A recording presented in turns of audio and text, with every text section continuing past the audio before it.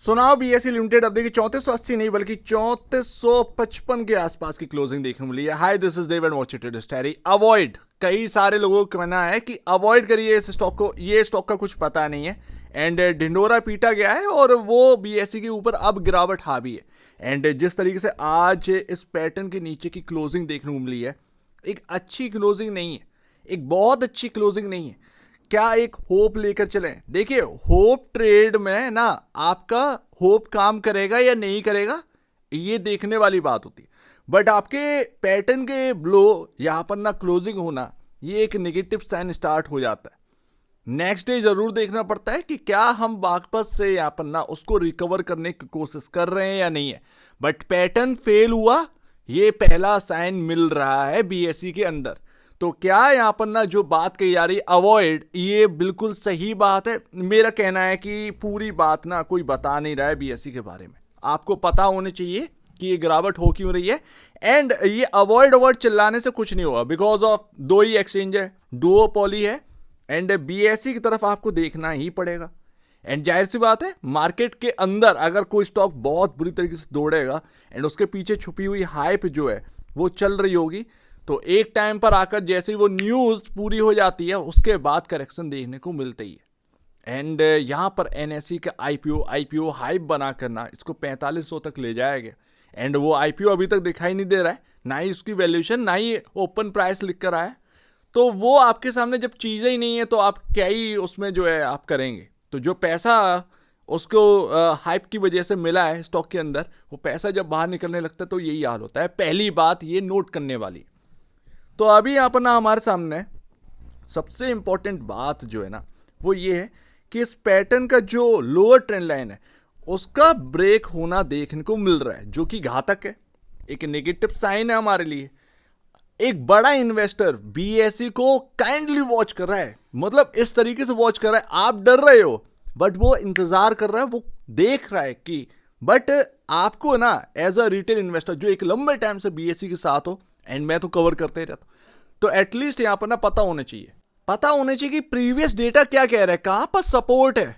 क्योंकि जो एक हाइप की वजह से तेजी थी वो कहीं ना कहीं तो रुकेगी जाकर। मंदी जो हो रही है वो पूरा पॉइंट अगर आप देखें वो पूरा रिटर्न जो है हाइप की वजह से जो आया था वो जा चुका है। आज की डेट में किसी के हाथ वो है नहीं है जो होल्ड करके रखा हुआ या बेच के निकल गया हो, तो वो अपने आप को खुशनसीब आज महसूस कर रहा होगा। आगे बढ़ने से पहले काफी इंपॉर्टेंट बात, अगर आपको मार्केट के काफी interesting news and updates daily basis पर चाहिए तो आप चैनल को सब्सक्राइब कर सकते हैं, जिसका लिंक आपके डिस्क्रिप्शन बॉक्स में देखने को मिल रहा है। So please subscribe. अब सबसे पहले नजर मारिए इस चीज पर, 12 ट्रेलिंग मंथ में आपका कंपाउंडेड प्रॉफिट ग्रोथ जो कि आपसे ही रिलेटेड है, इसमें कोई एनएसई का हाथ नहीं है, कुछ भी हाथ नहीं है। सबसे पहली बात, आपका खुद का कंपाउंडेड प्रॉफिट ग्रोथ क्या कह रहा है, 12 ट्रेलिंग मंथ के हिसाब से 79%, मोटा मोटा 80% आपका जो है वो बनता वो देखने को मिल रहा है। वहीं आप अब देखेंगे तो 44% के आसपास का ही रिटर्न रह गया एक साल। तो यहां पर ना अब थोड़ा सा ना ये कंफर्ट में देखने को मिल रहा है एज अ इन्वेस्टर, क्योंकि मुझे ना स्टॉक में सबसे बड़ी बात मुझे चाहिए कंफर्टेबिलिटी, मुझे चाहिए स्टेबिलिटी। तो एज अ इन्वेस्टर मैं ये देखूंगा कि अब जो है ना प्रेजेंट सिचुएशन क्या कह रही है। दूसरी बात यहां पर ना आपके आने वाले रिजल्ट, और अभी नहीं, ये 2 अगस्त से यहां पर ना पोजीशनिंग बनना स्टार्ट होगी स्टॉक के अंदर। तो रिजल्ट्स क्या कहते हैं ये काफी इंपॉर्टेंट है। अब यहां पर आ जाओ सबसे इंपॉर्टेंट बात जो आपको बताया ही नहीं जा रहा कि हो क्या रहा। डेरिवेटिव ट्रेडिंग जो स्लो डाउन देखने को मिली है ना वो किसकी वजह से, आरबीआई के नए जो रूल्स है ना फंडिंग के, वो 1 जुलाई से लागू हुए, जिसकी वजह से अब हमें जो है ना वो जो वॉल्यूम है उसमें कटौती देखने को मिली है, एक शार्प वॉल्यूम ब्रेकडाउन देखने को मिला है। सबसे बड़ा रीजन यही है बीएसई के करेक्शन का। तो ये आपको ना कोई बता नहीं रहा है, एंड आप कई सारे आर्टिकल्स जो है वो पढ़ सकते हो। एंड डेरिवेटिव वॉल्यूम में अगर आपको गिरावट देखने को मिलेगी यानी कि वो हर एक पर इंपैक्ट पड़ेगा। अभी एनएसई यहाँ पर ना लिस्टेड तो है नहीं है जो कि इंपैक्ट देखने को मिले, बट बीएसई है तो एक बहुत अच्छा खासा करेक्शन हमको देखने को मिल रहा है। दूसरा प्रॉफिट बुकिंग जो है वो आप देख ही रहे हैं, अगर जितना आप भागोगे उसके पीछे छुपी हुई आयब क्या थी सबको पता है एनएसई, तो वो एनएसई का कुछ देखने को मिल रहा है, अभी कुछ नहीं। तो यहां पर ना वो हाइप की वजह से जो पैसा आया है स्टॉक के अंदर वो शॉर्ट टर्म वाला पैसा था। सबसे बड़ी सबसे इंपॉर्टेंट बात यही है, वो शॉर्ट टर्म वाला, वो तेजी जो है ना वो चेज कर रही थी, वो खबर को चेज कर रही थी। तो उसका प्रॉफिट बुकिंग होना, एंड उसके बाद टेक्निकल का बिगड़ जाना। एंड जो हाइप आई थी, तो बॉस इसने ना, अगर स्टॉक ऊपर जाएगा तो वैल्यूएशन भी तो अप जाएगी ना। तो क्या वो वैल्यूएशन काफ़ी कंसर्निंग है, ये सबसे बड़ी बात है। 26-27 गुना का प्राइस टू बुक वैल्यू हो जाना, ये बहुत घातक था।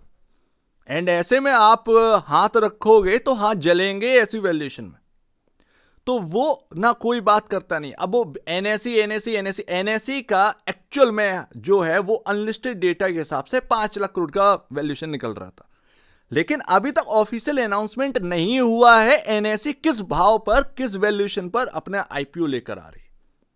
एंड यही सबसे बड़ा कंसर्न आज की डेट में हो चुका था। अब दूसरी बात हम करेंगे, तो यहाँ पर ना हमारे सामने जो है एक रिस्क सेंटिमेंट, वो थोड़ा सा हमको देखने को मिला। हालांकि मैं इस पॉइंट को ना ज़्यादा तवज्जो नहीं देता हूँ, क्योंकि जियोपॉलिटिकल टेंशंस जो है ना, वो कितना भी आपका बना रहे, स्टॉक पर हावी हो सकते हैं, बट आपका ट्रेडिंग वॉल्यूम ही इंक्रीज होता है। एक्सचेंज स्टॉक्स का उनका लेना देना नहीं है, एक्सचेंज तो चलते रहेंगे। तो अभी यहाँ पर यही है, लेकिन सबसे बड़ा रीज़न यही है कि डेरिवेटिव वॉल्यूम का सॉफ्टर होना सबसे घातक चीज़ जो है वो बीएसई के लिए अभी देखने को मिली। अब एनएसई के बारे में कहा जाता है 38 से 43 टाइम पी रेशियो पर ये चल रहा है, ठीक है ना, आपका एनएसई का आईपीओ आएगा। बट आप अगर आप देखोगे बीएसई जो है वो उस वक्त 69 टाइम पर काम कर रहा था, अभी तो काफ़ी लो है, 57 पर कर रहा है। तो एक गैप है इन दोनों की वैल्यूएशन में, इन दोनों की अर्निंग्स में। एंड अभी ना सबका मानना है कि एनएसई जो है वो अभी भी मार्केट डोमिनेंट ही कर रहा है, तो वो एक अच्छी बात है। बट बीएसई उभरता हुआ है भैया, अभी वो एनएसई टक्कर कैसे यहां पर कर देगा? बट ग्रोथ तो बीएसई के अंदर है ना, बीएसई लगातार इंक्रीज ही हो रहे हैं, उसके फंडामेंटल, उसके फाइनेंशियल वो लगातार बढ़ते ही चले जा रहे हैं। ग्रोथ में दोनों को कंपैरिजन कर लो तो भाई कुछ क्वार्टर होंगे जो बीएसई के लिए फीके होंगे, बट लगातार यहां पर ना अर्निंग्स बढ़ती चली जा रही हैं। तो बीएसई में ज्यादा पोटेंशियल, आप कैसे कह सकते हैं कि एनएसई भले ही करता होगा डोमिनेंट, बट बीएसई ना अभी आज की डेट में उभरता हुआ यहां पर सितारा। तो वो ना थोड़ा समझना चाहिए इन सभी बातों को, जो कि कोई बता नहीं रहा है। आजकल तो एनालिस्ट भी बात नहीं कर रहे हैं ज्यादा बीएसई के ऊपर। तो अभी ना मार्केट कैप 1,43,000 करोड़ का रह चुका है, एंड जो बढ़ा हुआ था वो घट चुका है। एंड बहुत सारे लोग एनएसई के चक्कर में रखे भी रहे होंगे, लेकिन उन्हें पता ही नहीं होगा कि बॉस स्टॉक 2 लाख करोड़ के वैल्यूएशन पर पहुंच गया था, 2 लाख करोड़ के आसपास के।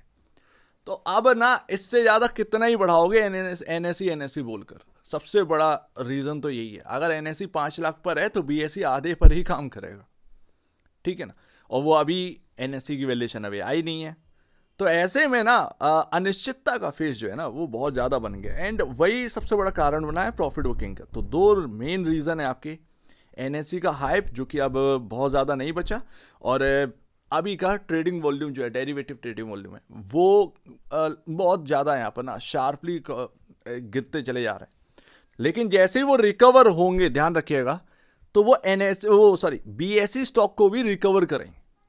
तो अभी खासकर डेरिवेटिव वॉल्यूम की जो न्यूज़ आ रही है उस पर ध्यान रखिएगा बीएसई में। अगर वहां पर रिकवरी स्टार्ट हुई, देन स्टॉक भी कहीं ना कहीं वापस से रिकवर करने स्टार्ट कर सकते हैं। तो इसमें सबसे अच्छी बात क्या हुई है? इसमें सबसे अच्छी बात यह है कि आपका पी रेशियो, जो कि अब कोई नहीं देख रहा है बॉस, इस चीज़ को देखिए 57.41 पर है अगेंस्ट 75.69 की। और बहुत अच्छी बात यह है कि जो 26 का प्राइस टू बुक वैल्यू था वो अब 18.10 पर आ चुका है, और ये अब कंफर्ट दे रहा है इन्वेस्टर्स को। तो अभी जो लोग हिले हुए हैं दिमाग से कि बॉस अरे अब क्या हो गया, तो जो ना तेजी में कदम रखे थे ना, उनको दिक्कत हुई है वास्तव में। लेकिन जो री एंटर या एवरेज के लिए देख रहे हैं, या फिर आप देख रहे हो एक नई एंट्री के लिए, तो अब आपको जो है बीएसई बहुत कंफर्टेबल जोन में मिल रहा है। ये बात ध्यान रखिएगा, मैटर ऑफ टाइम आपको थोड़ा सा प्रॉब्लम हो सकता है because of volatility, but BSE के स्टॉक वाकई में अच्छी वैल्यूएशन में मिल रहा है। बट Q1 के नंबर्स पर नजर रखनी होगी, क्योंकि अगर नंबर्स जरा सा भी इधर उधर हो गए ना तो वो फिर प्रॉब्लम देंगे। दूसरी सबसे बड़ी बात, चार्ट पर क्या देखने को मिलती है। चार्ट पर तो अपने को समझ में आया कि पैटर्न जो है वो ब्रेक हो रहा है। अभी भी बस इतना ही मौका है कि यहां से घूम जाए तो घूम जाए। अदरवाइज पैटर्न फेल हुआ है, फॉलिंग वेज जो है वो पैटर्न फेल हुआ, उसकी लोअर ट्रेंड लाइन टूटी है। अब इसमें है क्या है, इसमें जो आपका सीधी सी बात है, जो इंपॉर्टेंट जगह वो है 3200 के आसपास। अब यहां पर अगर आएगा स्टॉक तो आपका यानी कि प्राइस टू बुक वैल्यू आपको और सस्ता मिल रहा होगा, राइट। दूसरी बात यहां पर ये कि Q1 के अगर नंबर अच्छे आ गए देन आपको और कंफर्ट मिलेगा किस में, प्राइस टू बुक वैल्यू में, आपका पी रेशियो में, यानी कि इन्वेस्टर फ्रेंडली हो जाएगा ये स्टॉक।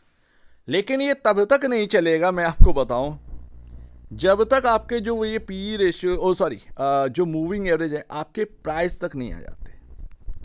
क्योंकि एक मूविंग एवरेज आपका जो सबसे इंपॉर्टेंट है वो 3900 के आसपास ही है, उससे ऊपर ही थोड़ा सा है। एक आपका है 3600 पर जो कि 100 डे में, ठीक है ना, और जो आपका 200 डे में है ये जो रेड लाइन वो आपका 3200 पर।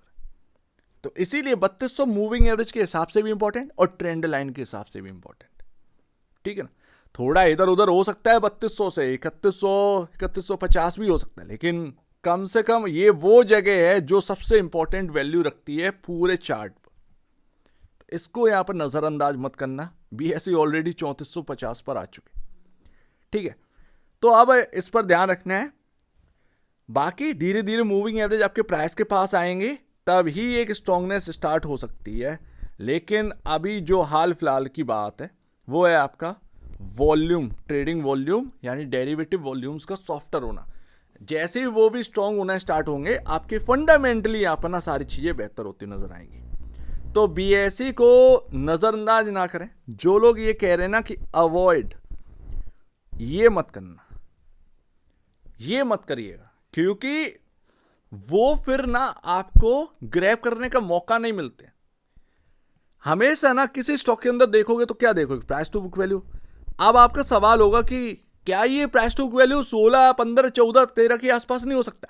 तो वो आपको और ज्यादा की वैल्यू प्रोवाइड करवा रहा हो ना, बहुत ज्यादा कंफर्ट प्रोवाइड करवा रहा हो, और कुछ ना कुछ ऐसी बात होगी जो कि करेक्शन आपको और देखने को मिल रहा होगा, ठीक है ना। कोई ऐसी न्यूज, Q1 आपका एक बड़ा ट्रिगर है। Q1 अगर आपका सॉफ्टर आया मान लीजिए तो वो आपका चार्ट और नेगेटिव हो सकता है, ठीक है ना। बट इन्वेस्टर के दिमाग में एक बात तो रहेगी ना कि यार फालतू में नहीं, किसी रीजन की वजह से करेक्शन हो रहा है, उसमें क्या होगा, आपकी खुद की स्ट्रेटजी काम आए कि मुझे अब क्या करना है।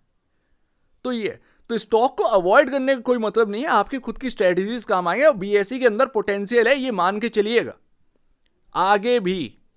तो लिस्ट बना के चलो बॉस, ये सब कुछ ना मार्केट में आपको फेस करना पड़ेगा। अगर आप सिर्फ प्राइस को ही देखते रहेंगे तो आपके हाथ में कुछ नहीं आएगा, बट अगर आप अंदरूनी चीज को देखेंगे जो आपको बताई नहीं जा रही है, तो फिर आप जब उस चीज को समझ जाओगे, उस बात को आप समझ जाओगे, तो आप खुद की स्ट्रेटजी बनाना सीख जाएंगे एंड उसी हिसाब से आप जो है टैकल कर लेंगे स्टॉक को। एंड ऐसे में आपका पोर्टफोलियो बहुत सलामत रहता है, क्योंकि बाकी जो खबरें चलती हैं या बाकी जो वीडियोस आपके सामने आएंगी वो पता नहीं क्या आपको बताकर जाएंगे, बट अंदरूनी चीज़ें, अंदरूनी दिक्कत जो है वो आपको पता होनी चाहिए। सो उम्मीद है काफ़ी कुछ आपको समझ में आया होगा। एक बार निवेश से पहले या बेचने से पहले अपने ब्रोकर एडवाइस से जरूर सलाह लीजिएगा। खुद की स्टडी करेगा, उससे बेहतर कुछ भी नहीं, खुद की स्टडी मास्टर। तो आप बीच में जाए वीडियो देखेंगे। बहुत बहुत धन्यवाद दोस्तों।